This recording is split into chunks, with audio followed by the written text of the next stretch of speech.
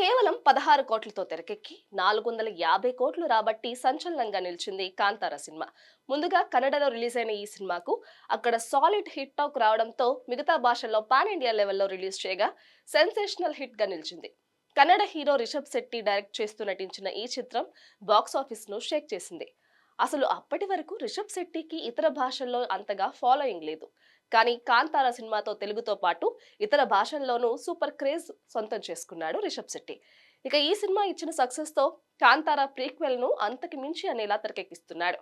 కాంతారలో చూపించిన కథకు ముందు ఏం జరిగిందనేది ఈ ప్రీక్వెల్ లో చూపించబోతున్నారు. ఈ సినిమాకు హొంబలే ఫిల్మ్స్ వారు భారీగా ఖర్చు చేస్తున్నారు. ఇప్పటికే షూటింగ్ శరవేగంగా జరుగుతోంది. అయితే లేటెస్ట్ అప్డేట్ ప్రకారం ఈ సినిమా షూటింగ్ చివరి దశకు చేరుకుందని తెలుస్తోంది. మరో 20 రోజుల్లో ఈ చిత్ర షూటింగ్ ముగుస్తుందని సమాచారం. దీంతో పోస్ట్ ప్రొడక్షన్ పనులు స్టార్ట్ చేసి వచ్చే ఏడాది వేసవి కానుకగా కాంతారా 2ని రిలీజ్ చేసేందుకు మేకర్స్ ప్లాన్ చేస్తున్నారట. త్వరలోనే రిలీజ్ డేట్ ను కూడా ప్రకటించనున్నారట.